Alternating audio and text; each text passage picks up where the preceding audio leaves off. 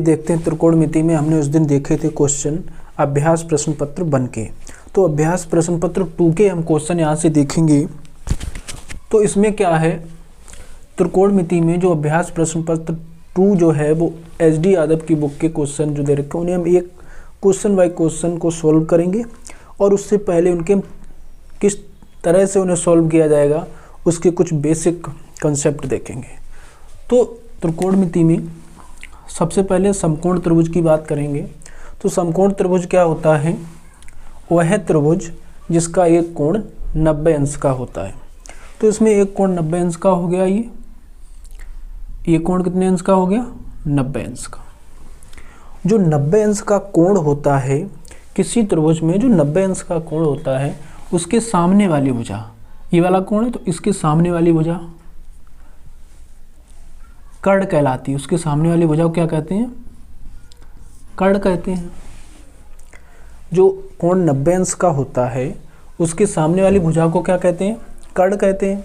और जो दो भुजाएं बचती हैं इनमें कोण के हिसाब से लंब या आधार वो कोण पे डिपेंड करता है।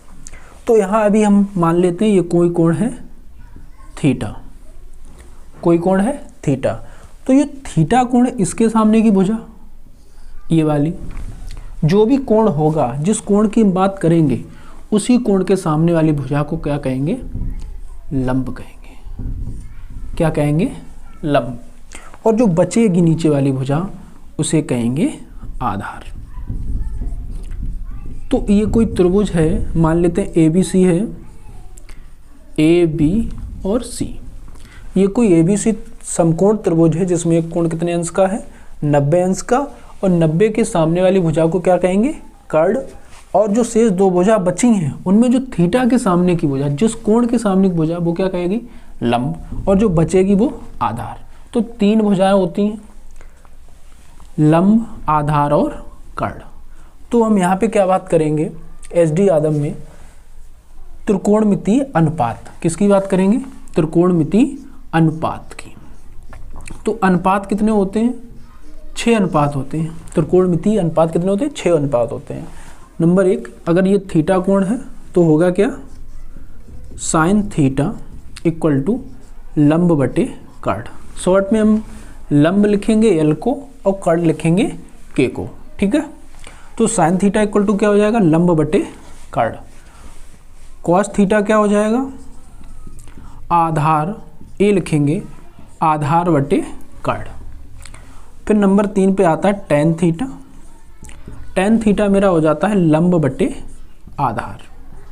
तो ये 6 होते हैं त्रिकोणमिति अनुपात, उनमें 3 ये हो गए, साइन, कॉस और टेन। 3 इनके जस्ट अपोजिट, साइन का opposite cosec theta. Cosec theta क्या हो जाएगा, इसका अपोजिट करिए, कर्ण बटे लंब। कॉस का अपोजिट सेक थीटा।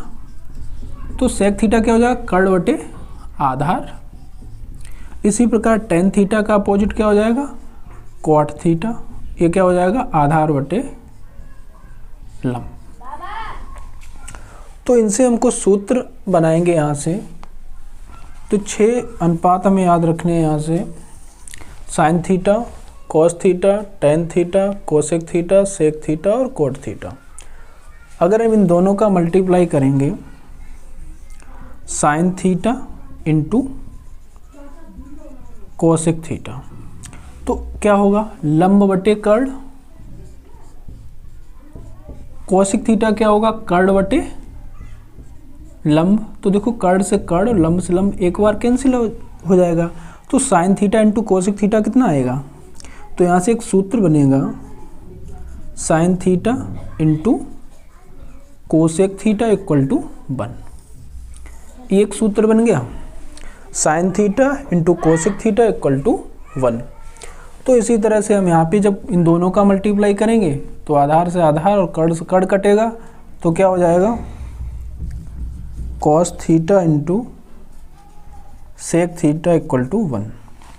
इसी तरह से जब इन दोनों का मल्टीप्लाई करेंगे तो यहाँ ए से ए कैंसिल होगा और लंब से लंब, तो कितना हो जाएगा, tan theta into cot theta equal to 1।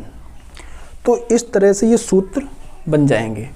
अगर यहाँ से हम क्या करें, sign theta into cosec theta कितना है 1, तो गुणा वाली चीज़ अगर हम उधर भेजेंगे तो बटे में पहुँच जाएगी। तो यहाँ से साइन थीटा अगर हम निकालें, साइन थीटा अगर निकालें तो कोसिक थीटा बटे में पहुँच जाएगा, कोसिक थीटा 1 के बटे में आ जाएगा। तो साइन थीटा इक्वल टू क्या हो जाएगा 1 अपान कोसेक थीटा। इसी प्रकार यहाँ से अगर हम निकालेंगे कॉस थीटा, तो कॉस थीटा कितना आ जाएगा 1 अपान सेक थीटा। इसी प्रकार यहाँ निकालेंगे तो टेन थीटा इक्वल टू निकलेगा 1 अपान कॉट थीटा। तो इसी तरह से इनके अपोजिट हो जाएंगे। Cosec theta equal to 1 upon sine theta, cosec theta equal to, तो साइन आ जाएगा यहाँ पे, तो 1 upon sine theta. Sec theta निकालेंगे तो 1 अपान कॉस थीटा हो जाएगा। और ऐसे यहाँ से अगर हम कॉट थीटा निकालेंगे तो 1 अपान टेन थीटा हो जाएगा। तो इस तरह से हमने त्रिकोणमितीय अनुपात निकाले और उनसे किस तरह से सूत्र बनेंगे उसके बारे में यहाँ पे चर्चा की गई है। इसके आगे देखेंगे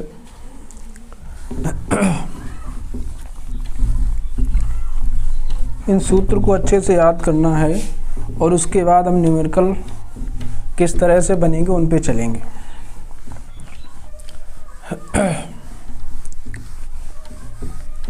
उससे पहले यहाँ पे एक और कंसेप्ट देखना है हमें।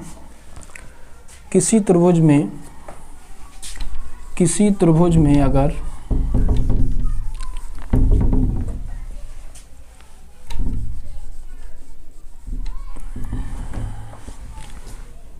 किसी त्रिभुज में मान लिया ABC कोई त्रिभुज है, तो इसमें कोण A और ये कोण B है मेरा 90 अंश, मतलब कि समकोण। जिस त्रिभुज पे बोला जाएगा कि समकोण है वो 90 अंश का हो जाएगा। तो यहाँ से कोण भी कितना हो गया 90 अंश, इसके सामने वाली भुजा कर्ण और जो कोण दे रखा है उसके सामने वाली भुजा लंब। तो यहाँ से क्या होगा, पाइथागोरस ट्रिपलेट देखेंगे, पाइथागोरस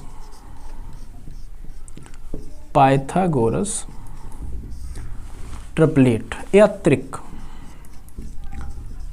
तो ये क्या होता है, यदि किसी समकोण त्रिभुज में किन्हीं दो भुजाओं को अगर हमें मालूम है और तीसरी भुजा निकालनी हो तो इससे हमें पता चल जाएगा। अगर ये वाली भुजा मान लिया 3 है, ये वाली भुजा 4 है, तो ये वाली कितने निकलेगी 5। निकलेगी कैसे, इसके लिए हम पाइथागोरस प्रमेय लगाएंगे। पाइथागोरस प्रमेय क्या होता है, कर्ण का स्क्वायर बराबर आधार का स्क्वायर प्लस लंब का स्क्वायर। तो कर्ण मेरा कितना है 5। अगर ये ना पता होता तो क्या होता AC स्क्वायर, आधार कितना है 3 तो इसका स्क्वायर, लंब कितना है 4 तो इसका स्क्वायर। तो कितना निकला 9 और 4 का स्क्वायर 16। तो AC स्क्वायर इक्वल टू कितना हो जाएगा 16 और 9 25। इधर से वर्ग हटाएंगे तो उधर क्या लग जाएगा स्क्वायर रूट। 25 का वर्गमूल कितना होगा 5। तो ये वाली मेरी भुजा कितनी आ जाएगी 5। तो ये काम मुझे बार बार ना करना पड़े इसके लिए हम याद रखेंगे पाइथागोरस त्रिक। ये कैसे निकाले जाएंगे, तो इसलिए हमें कुछ चीज़ें याद रखनी, क्योंकि हमें बार बार ये अभ्यास ये चीज़ें ना करनी पड़े, क्योंकि एग्ज़ाम में टाइम बहुत ही कम होता है। तो सारी चीज़ें हमें याद होनी चाहिए। तो कुछ ट्रिपलेट लिखेंगे हम, जैसे 3, 4 और 5। एक ट्रिपलेट हो गया, क्योंकि किसी भी समकोण त्रिभुज में जो सबसे बड़ी भुजा होती है वो कर्ण होती है। तो हम पता लगा लेंगे जो सबसे बड़ी भुजा है वो क्या है कर्ण, और जो छोटी भुजाएं बची हैं इनमें से कोई सा भी आधार हो सकता है और कोई सा भी लंब हो सकता है। तो कुछ ट्रिपलेट हैं, जैसे 3, 4, 5 हो गया, 6, 8, 10 हो गया, 5, 12, 13 हो गया, 8, 15, 17 हो गया, 7, 24, 25 हो गया, 9, 40, 41 हो गया। तो ये कुछ बेसिक से ट्रिपलेट्स हैं, वो आपको याद रखने हैं, और जैसे बीच में अगर और भी ट्रिपलेट आएंगे तो हम उन्हें बताते रहेंगे। फिलहाल ये ट्रिपलेट जो है बहुत ज़्यादा यूज वाले हैं, तो इन्हें तो आप याद रखिए। 3, 4, 5, 6, 8, 10, 5, 12, 13, 8, 15, 17, 7, 24, 25, 9, 40, 41। इसके बाद हम आएंगे क्वेश्चन पे, तो हम देखेंगे एक्सरसाइज से क्वेश्चन नंबर 1। एक क्वेश्चन नंबर फर्स्ट है, त्रिभुज XYZ में कोण Y समकोण है। क्वेश्चन बड़े ध्यान से सुनना। त्रिभुज XYZ में कोण Y समकोण है। तो हम कोई भी त्रिभुज बनाएंगे एक, उसमें कोण Y समकोण है, तो ये 90 अंश हो गया मेरा कोण Y। कोण Y समकोण है यदि cosec x equal to 13/12, cosec x equal to 13/12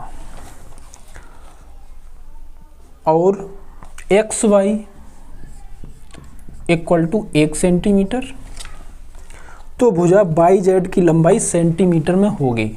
तो हमें भुजा YZ की लंबाई जो है वो निकालनी है सेंटीमीटर में। तो हम किस तरह से करेंगे इसे, देखेंगे यहाँ से क्वेश्चन को। तो ये मेरा हो गया x, ये y और ये z। तो कोसेक x दे रखा है 13/12। इससे पहले हमने त्रिकोणमितीय अनुपात देखे थे। कोसेक x का फार्मूला क्या होता है, हमें कोसेक और साइन को एक दूसरे को देख लेना है क्या है। साइन x मेरा क्या होता है, लंब बटे कर्ण, तो कोसेक उसका अपोजिट हो जाएगा, कर्ण बटे लंब। तो क्या होगा, कर्ण बटे लंब। कर्ण मतलब 13 है मेरा और लंब कितना है 12। तो इस त्रिभुज में एज इट इज लिख देंगे। कर्ण कितना है, 90 के सामने भुजा कर्ण कितना है 13 है, कर्ण कितना है 13 है, लंब कितना है 12 है।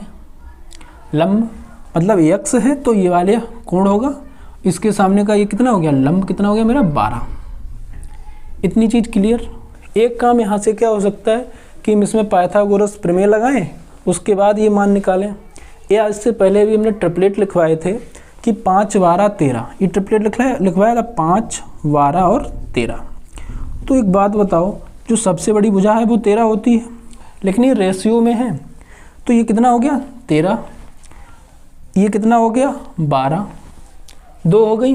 जो तीसरी बची है 5, ये मेरी कितनी होगी 5, सेंटीमीटर में नहीं होगी, रेशियो में होगी, यूनिट में होगी। तो मेरी ये कितना आ गया 5, ये कितना आ गया 12, ये कितना आ गया 13। तो कह रहा है XY है कितना 1 सेंटीमीटर, मेरे पास XY कितना है 5 है, यूनिट में है, सेंटीमीटर में नहीं। तो 5 यूनिट जो है बराबर है 1 सेंटीमीटर के, 5 यूनिट बराबर है 1 सेंटीमीटर के। तो 1 यूनिट बराबर होगा कितने के, 1 के लिए क्या लगाएंगे भाग, तो 1/5 सेंटीमीटर। 1 यूनिट की वैल्यू कितनी आ गई 1/5 सेंटीमीटर। कितने यूनिट की वैल्यू निकालनी है, हमें YZ का मान निकालना है। YZ कितना है 12 है, मतलब हमें 12 यूनिट की वैल्यू चाहिए। 1 यूनिट की वैल्यू इतनी, तो 12 यूनिट की वैल्यू कितनी, 12 का गुणा हो जाएगा, 1/5 गुणा 12। तो यहाँ से हम कितना हो जाएगा 12/5, भाग लगाएंगे, 5 दूनी 10, 2 बचे, दशमलव लगा 0 हो गया, तो 5 चौकू 20, तो कितना हो गया 2.4 सेंटीमीटर। तो मेरा आंसर कितना आ जाएगा 2.4 सेंटीमीटर।